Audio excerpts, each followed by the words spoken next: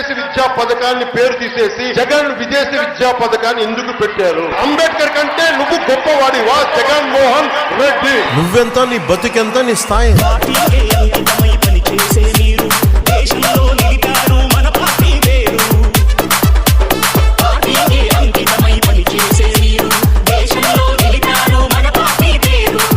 పదే సిద్ధం సిద్ధం సిద్ధం అంటాడు. దేనికైనా సిద్ధం, జైలుకి వెళ్లేదానికి సిద్ధం, జైలుకు పంపించేదానికి మీరు సిద్ధమా అని ప్రజలందరూ నేను అడుగుతున్నా.